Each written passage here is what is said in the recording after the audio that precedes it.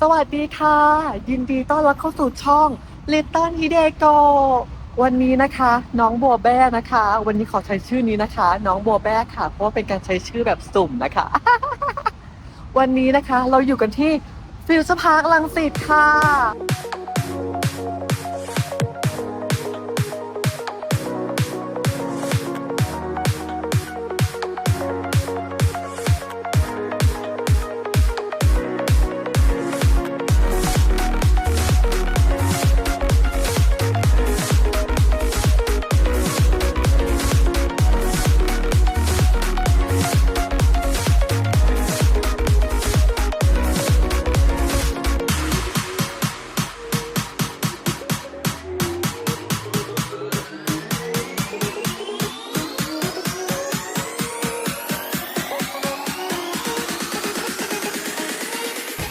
วันนี้นะคะเราก็จะพาทุกคนค่ะไปเดินห้างไปเดินย้อนความหลังค่ะว่าสมัยเรียนเนี่ย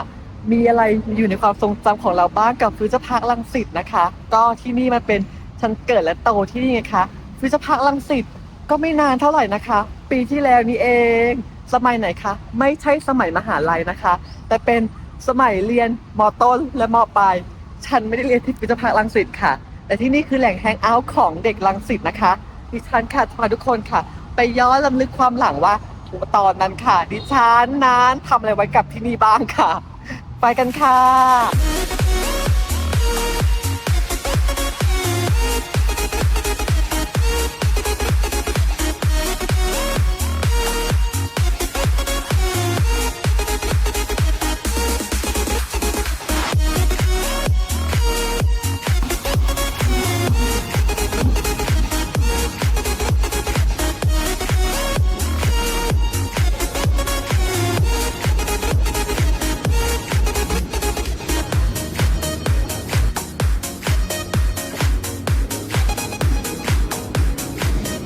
ก่อนไปกันก็อย่าลืมกดไลค์กดแชร์กด Subscribe ด้วยนะคะเราจะมาย้อนความหลังกันที่ฟิวเจอร์พาร์ครังสิตกันค่ะว่าสมัยเรียนเราอยู่กันยังไงนะคะแล้วเราจะไปตามรอยสถานที่ที่เรานั่งกินนั่งเที่ยวนั่งโต๊ะผู้ชายในฟิวเจอร์พาร์ครังสิตตอนสมัยเรียนค่ะเราจะพาทุกคนไปดูกันนะคะเธอรู้หรือเปล่าว่าฟิวเจอร์พาร์คอ่ะมันมีโซนเก่าแล้วก็โซนใหม่นะฉันอยู่มาคือตั้งแต่ยุคที่เก่ากว่านั้นอีกค่ะโซนใหม่จะเรียกว่าสเปลนะคะก็จะเป็นของแบบของที่ค่อนข้างแบรนด์นิดนึงนะคะแล้วก็โซนเก่าก็ยังไม่เก่าหมายถึงว่าก็ยังเป็นโซนคลาสสิกอยู่เธอรู้ไหมแถวเนี้ยชั้น3ของฟิวเจอร์พาร์คอ่ะมันจะมีโซนหนึ่งจะเป็นโซนแฟชั่นคือแล้วตรงกลางอ่ะจะเป็นโซนโรงหนังส่วนถัดไปอ่ะจะเป็นโซนพวกติวเตอร์แล้วก็เรียนพิเศษซึ่งตรงเนี้ยเวลาฉันเลิกเรียนอ่ะฉันก็จะมาเดินเล่นกันแถวๆนี้ชั้น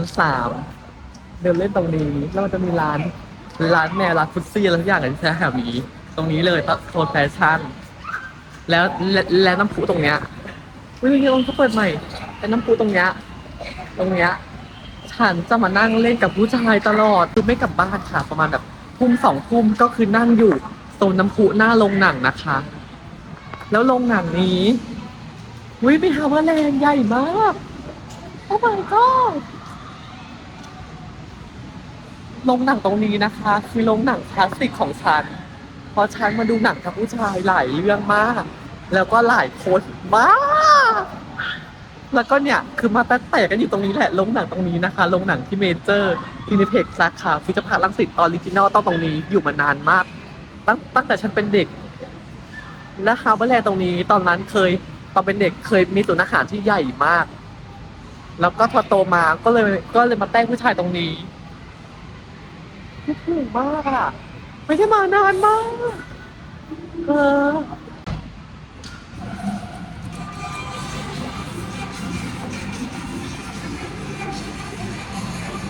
โซนเกมตรงนี้ค่ะอันนี้คือโซนเด็ดก็จะมากับชะนีนางหนึ่งนะคะมากับชะนีนางหนึ่งเพื่อมาเล่นเกมตรงนี้นี่คาราโอเกะตรงนี้เธอนี่คาราโอเกะตรงนี้เลยนี่คิดถึงมากนี่ไปดูคาราโอเกะตรงนี้คารา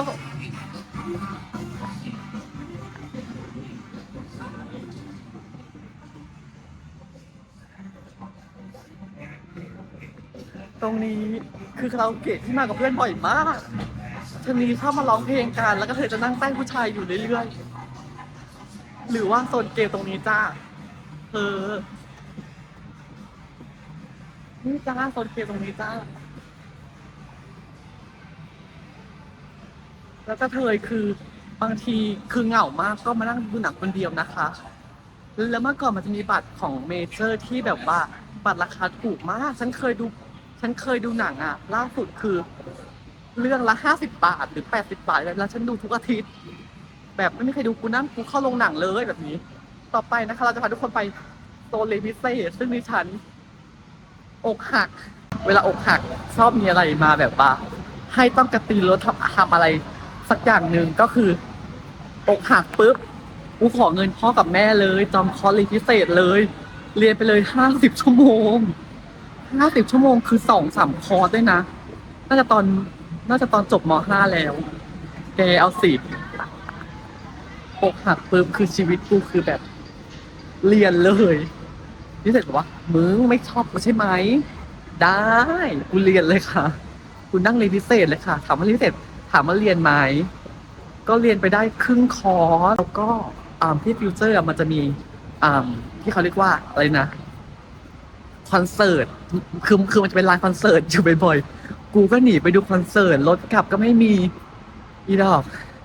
ดึกไงก็ไปร้านคอนเสิร์ตบ้างไปนั่งแต่ถามว่าเรียนพิเศษเรียนไหมไม่เรียนค่ะมานั่งกินข้าวค่ะกินข้าวซื้อมาม่าที่แพงกว่าชาวบ้านซื้อไส้กรอกซื้อน้ำเป็นนั่งเรียนชั่วโมงนึงแล้วก็ออกมานั่งกินแล้วก็เข้าห้องน้ำนี่คือโซนแคมปัสพาร์คที่อยู่มานานมากดิฉันคิดถึงมากเพราะว่าดิฉันก็มานั่งเต้นั่งอะไรกันอยู่ตรงนี้นะคะกับที่เรียนพิเศษสมัยเรียนพิลมค่ะ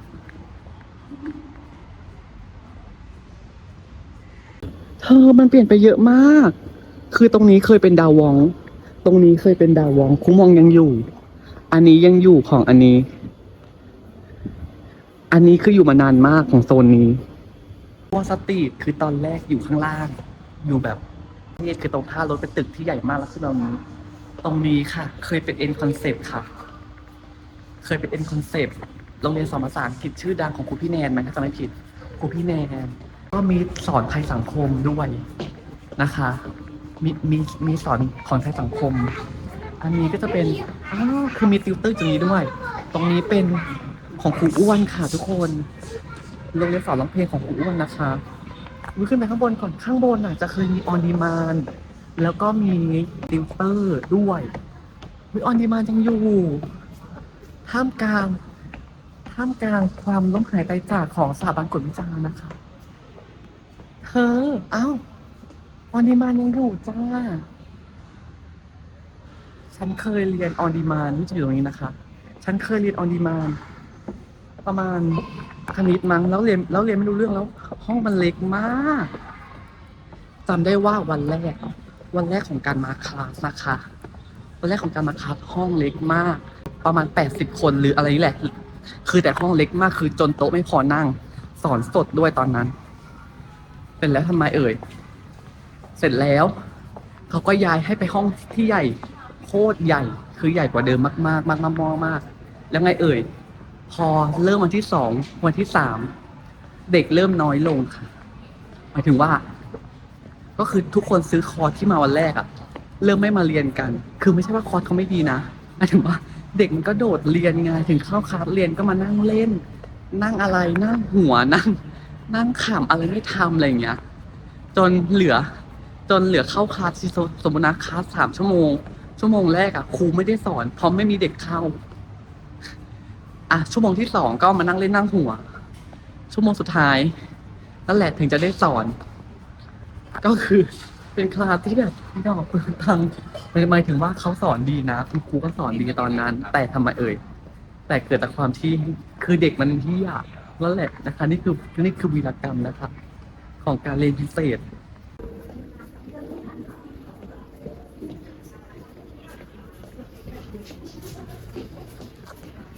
บอกเลยว่าชั้น3คือที่แหล่งรวมของเด็กวัยรุ่นอย่างพวกฉันค่ะเพราะว่ามันอยู่กับใกล้เรียนพิเศษแล้วก็ถ้าเรียนพิเศษจะได้เจอผู้ชายที่หล่อจากโรงเรียนอื่นเพราะฉะนั้นการที่เราจะได้เจอผู้ชายที่หล่อจากโรงเรียนอื่นเราต้องมาชั้น3 แถวถามาสอนพิเศษเพราะมันจะมีร้านเกมร้านเอนเตอร์เทนร้านแฟชั่นอะไรเยอะมากคือเพื่อนมาหาผู้ชายบางทีนะคะเพื่อนก็คือมาหาผู้ชายเราก็ต้องมาด้วยไงแล้วก็ต้องมานั่งด้วยเฉยๆแบบมานั่งรอเพื่อนแต่งผู้ชายไปเรื่อยๆก็โอ้ยชีวิตแต่สนุกมากสมัยเรียนมันยังมีความเหมือนเดิมแค่ร้านมันเปลี่ยนแปลงไปเรื่อยๆนี่คือฟิวเจอร์พาร์คห้างที่อยู่กับฉันมาตั้งแต่เด็กค่ะ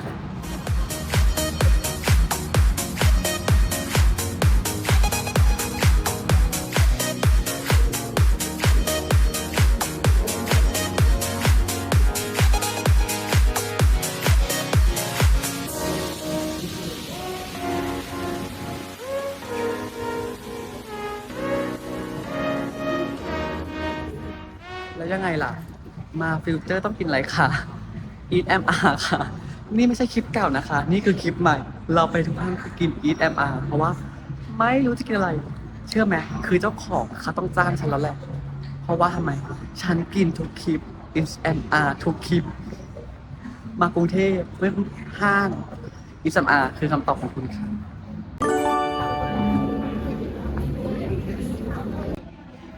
แล้วแกคิดว่าฉันกินอะไรถูกต้องค่ะฉันกินหมูกระเทียมอีกแล้วค่ะแล้วก็อะไรคะนี่มาก็ต้องต้มตำค่ะก็ขอตัวกินหมูกระเทียมต้มตำกับน้ำอะไรครับชามะนาวค่ะบอกเลยว่าที่นี่ต้องเข้าสปอนเซอร์ฉัน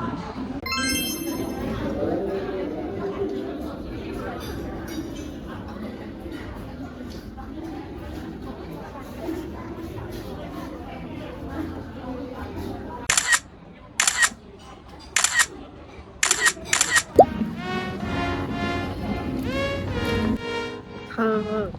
แล้วนี่ก็คือ KFC 2 ชั้นซึ่งตอนนั้นคือฮามากเพราะว่าเป็น KFC ที่มีเครื่องดื่มรีฟิลไม่กี่สาขาคือในประเทศแล้วแบบเฮ้ย KFC คือรีฟิลน้ำแล้วแบบเนี้ยตื่นเต้นสุดๆกับ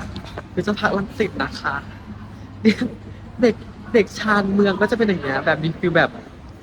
อันนี้ปะแบบมีความแบบตื่นเต้นกับอะไรแบบเนี้ย คือเด็กละแวกเนี้ยคือเด็กละแวกนี้คือต้องมาพิพิธภัณฑ์รังสิตตอนหลังเลิกเรียนค่ะแล้วฉันจะมาเดินเพราะผู้ชาย ตอนนั้นจะผู้ชายหล่อมากคือเดินประจำเพราะว่ารู้สึกว่าถ้าจะอยากถ้าอยากเจอผู้ชายที่หล่อต้องมาเดินพิพิธภัณฑ์รังสิตแถวชานเมืองข้างหน้าของดิฉันก็คือแมคโดนัลล์ค่ะเป็นแมคโดนัลล์ที่จะเข้าก็ต่อเมื่อมีโปรเฟรนช์ฟรายซื้อ1 แถม 1แล้วจะมานั่งแดกคุยกับเพื่อนคิดถึงเพื่อนๆทุกคนนะคะคิดถึงเพื่อนๆทุกคนเพราะว่าความทรงจำเยอะมากในห้างนี้คิดถึงเพื่อนมากเพราะว่าความทรงจำในห้างนี้หลายอย่างมากเพราะมาทำกับเพื่อนหลังเลิกเรียนคือเขาเรียกว่าถ้าไม่กลับบ้านก็จะมาฟิวเจอร์เพราะว่าแล้วอยู่ฟิวเจอร์ประมาณแบบสมมตินะเลิกเรียน5 โมงเย็นใช่ไหมแล้วกว่าจะมา6 โมงแล้วอยู่พื้นค่ะ2 ทุ่มค่ะถ้ามีผู้ชายก็3 ทุ่มค่ะคือตอนแรกๆอ่ะตอนแรกทำไมตอนแรกๆอ่ะก็คือพ่อพ่อกับแม่คือจะโทรตามคือหลังเลิกเรียนคือตอนเย็นทุกวันว่าอยู่ไหนไม่กลับสักที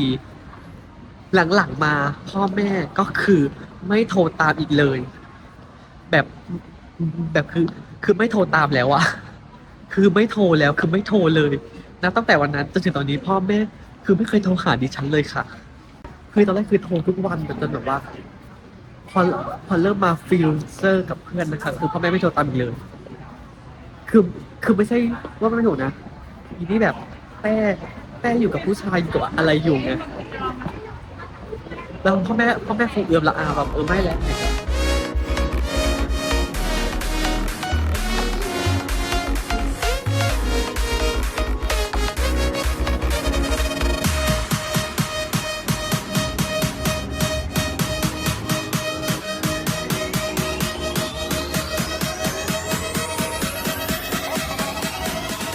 ชานมอ่ะ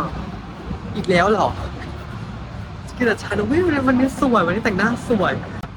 อ้าวฉันเป็นคนสวยเหรอฉันเพิ่งรู้นะเนี่ยฉันเป็นคนสวยกันนะนี่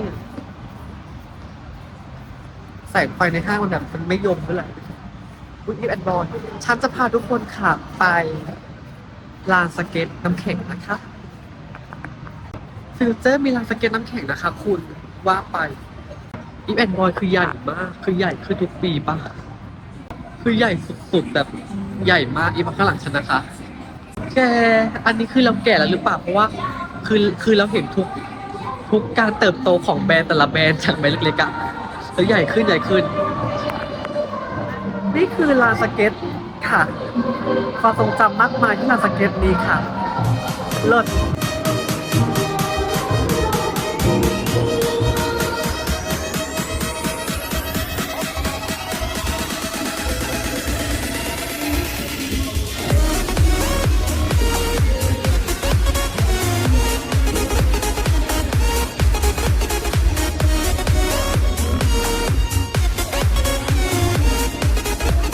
จ้า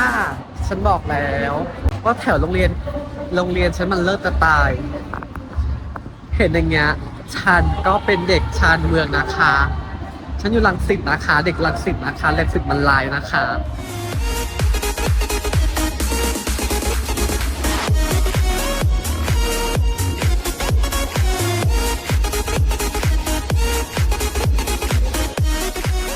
คอยอยากมีแฟนเลยอ่ะ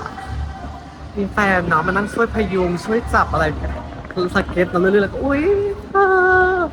มันเสี่ยวมากเห็นไหมล่ะแต่ตอนนั้นไม่เคยมาเล่นนะคะเดินดูคนนั้นคนนี้ดูผู้ชายดูอะไรไปแต่ส่วนใหญ่คือใช้โมเมนต์เอนจอยกับเพื่อนมากกว่า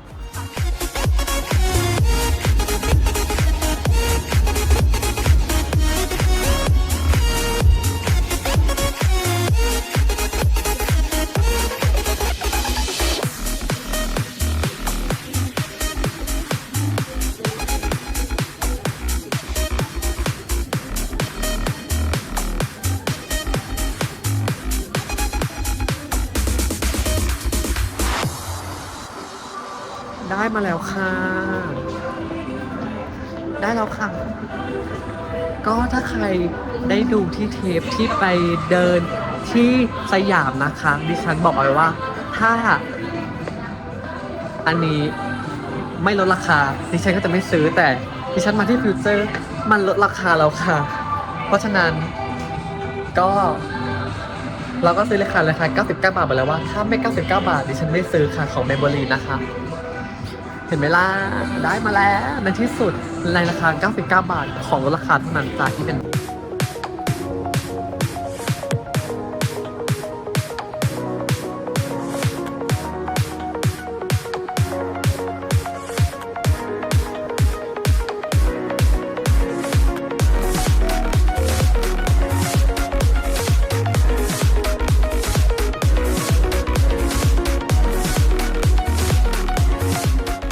ถึงร้านข้างหลังอันนี้มากร้านนี้นะคะร้านนั้นเป็นร้านขายอุปกรณ์เย็บปักถักร้อยนะคะซึ่งเวลาทำวิชาพวกการงานพวกศิลปะดิฉันก็จะมาซื้อพวกมันจะมีพวกลูกปัดอะไรเงี้ยเยอะมากๆค่ะที่ชั้นดีนะคะตอนนี้เราอยู่ที่ชั้นดีค่ะเป็นชั้นที่รวบรวมของกิน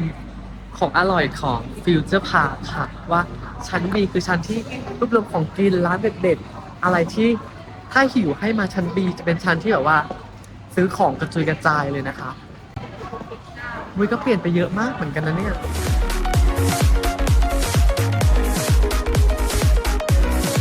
ในร้านโครงการหลวงฉันชอบมาร้านโครงการหลวงเพราะว่ามันมีของสดๆแล้วก็ฉันจะชอบมาซื้อดอกไม้ที่ร้านโครงการหลวง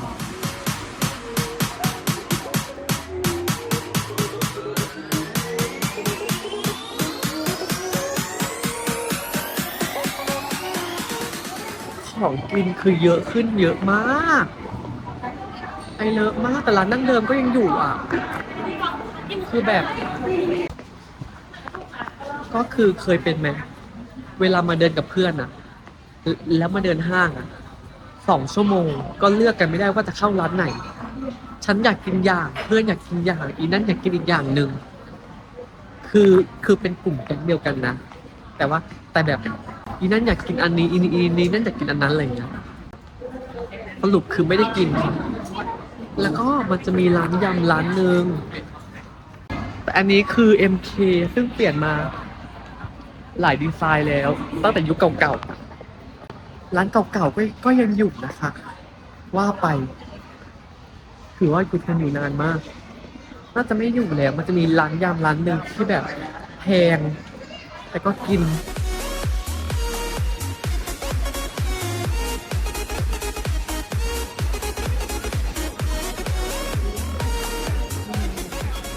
ต่อไปเราจะเข้าที่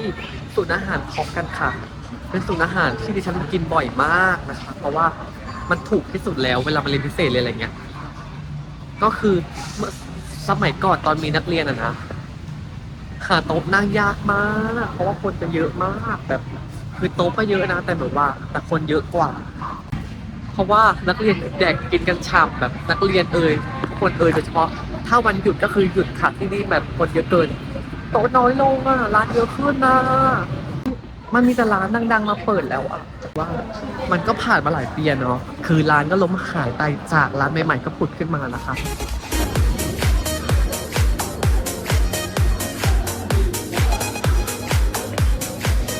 จะบอกว่ามันจะมีซอกนี้นะคะซอกนี้จะเคยเป็นซอกที่มันจะเป็นช่องทางเล็กๆแล้วมันจะมีตอนนี้น่ะคือมันจะเป็นร้านร้านขายน้ำแข็งใสปังเย็นใช่ในซอกในหลืบนี่แหละจะเป็นร้านขายน้ำแข็งใสน้ำแข็งใสคืออยู่ในซอกเล็กๆแล้วแล้วเพื่อนฉันอะชอบไปนั่งกินกันนี่มาซอกแบบนี้เลยมันจะเป็นซอกที่คนสัญจรกันเยอะๆนะคะคือซอกนี้แหละมันเป็นซอกที่คนสัญจรกันเยอะมากๆคือเมื่อก่อนตอนที่เขาแบบเขาปรับปรุงห้างอะนะคะมันเป็นซอกที่แล้วมันจะมีร้านไอติมร้านหนึ่ง คือแบบนี้เอาล่ะคือมันจะเป็นร้านคือของปังเย็นร้านหนึ่งถ้าคนดูถ้าเคยเห็นที่ไปดูที่โรงหนังใช่ไหมคะที่ฉันไปประจำตรงนั้นน่ะคือแต่ก่อนอ่ะเขาจะขายพวกโมเดลพวกหนังสือการ์ตูนพวกแหล่งที่วัยรุ่นเขาไปนั่งกันพวกตู้เกมอะไรเงี้ยแล้วมันจะมีเขาเรียกว่าร้านปังเย็น1 ร้านเป็นร้านที่เล็กมากๆมีโต๊ะอยู่ประมาณ3 โต๊ะคืออยู่ในซอกในคืออยู่ในซอกร้านเล็กๆอ่ะแล้วทำไมแล้วดิฉันกับเพื่อนอ่ะชอบไปกินกันมากๆแบบว่าจะนัดเจอกันที่ร้านปังเย็นร้านนี้ตลอดเวลาคือเจอร้านปังเย็นร้านนี้เป็นนัดพบประจำแล้วพอข้างบนเขาปรับปรุงอ่ะร้านก็เลยย้ายมาอยู่ข้างล่างตรงซอกเมื่อกี้แล้วดิฉันก็ทักเพื่อนว่าร้านปังเย็นร้านนี้เท่านั้นแบบว่าเจอกันก็คือถ้าฟิลเตอร์คือร้านปังเย็นร้านนี้แล้วตอนนี้มันน่าจะหายไปได้สักพักแล้วแหละคือก่อนฉันจบอ่ะนัดปิดไปหมดแล้วเพราะว่ามันเกิดจากคือร้านมันเล็กมากๆอ่ะเข้าใจดีไหมวิจิเตอร์บูแมนสวยมาก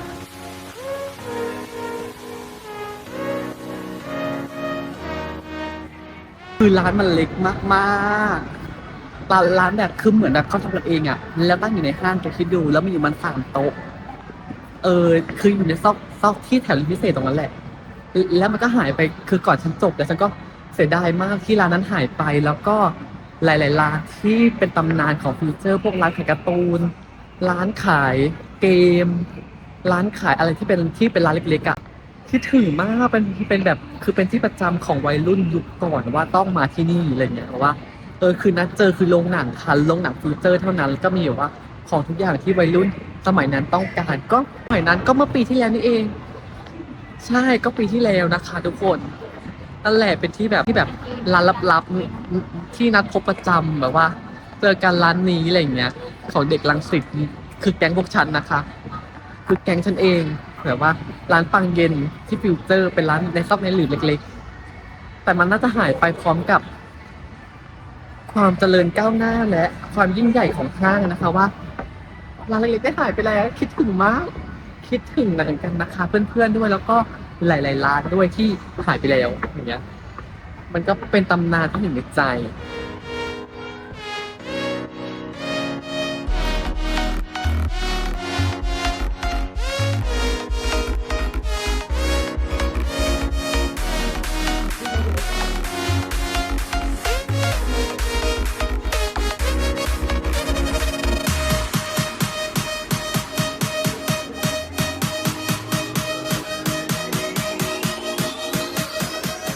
ที่เดี๋ยวนี้ตามห้างร้านชามันเยอะมากเลยเนาะแบบมีเป็น10 แบรนด์ แกฉันกินชาแล้วจะเขียวหมดแล้วแต่ฉันก็กินอุ้ยโซนใหม่สวยนะโซนใหม่อลังการงานสร้างโซนใหม่ที่เคยเป็นโรบินสันมาก่อนค่ะตอนนี้กลายเป็นโซนใหม่ของห้างไปแล้ว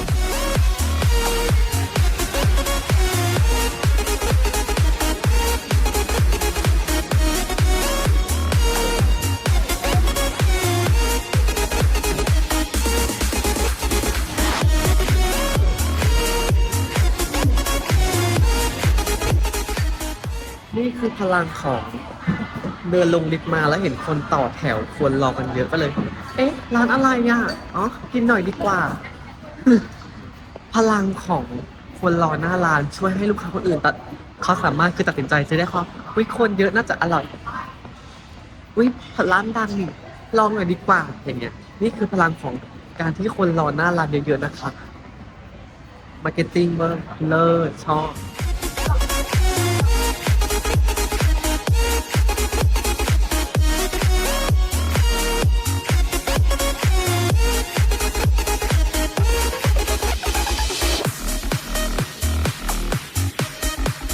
คนนั้นหล่อมาก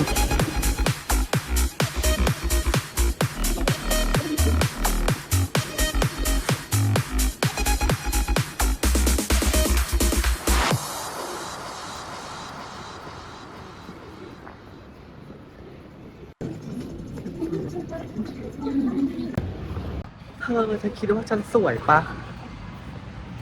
เพราะเพราะว่าเพราะว่าพวกเหล่าโกงแล้วก็แดดดีอะชอบมองฉันตอนอยู่กับเมียตอนอยู่กับเมียเดินผ่านฉันแล้วก็มองฉันก็งงว่าหรือว่าเขาคิดว่าฉันเป็นบ้าหรือเปล่าหรือว่ายังไงที่พูดคุยโทรศัพท์แต่ฉันว่าเขาชอบฉันเพราะว่าความสวยของฉันนะคะก็ไม่ได้มาขายของนะคะคือแล้วก็ไม่ได้มาโปรโมทห้างด้วยค่ะเพราะเขาไม่ได้จ้างนะคะเพราะว่าดิฉันเป็นดิฉันนั้นได้ ใช้ชีวิตอยู่ที่นี่มากกว่าบ้านของดิฉันเองอีกค่ะตอนสมัยเรียนนะคะที่นี่แทบจะเป็นทุกอย่างให้ฉันเลยค่ะ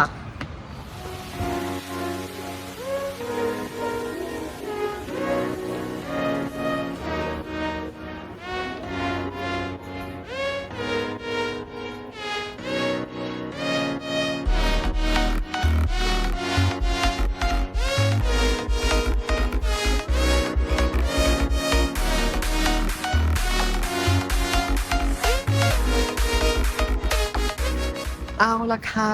ขอบคุณที่มาเดินเล่นด้วยกันนะคะยังไงก็ฝากกดไลค์กดแชร์กด Subscribe ด้วยนะคะขอบคุณที่มาเดินเล่นด้วยกันกับ Little Hideko กับน้องบัวแบ้ในวันนี้นะคะยังไงก็ Little จะไปที่ไหนต่อฝากกดไลค์กดแชร์กดติดตามด้วยนะคะแล้วนี้ก็บ๊ายบายค่ะ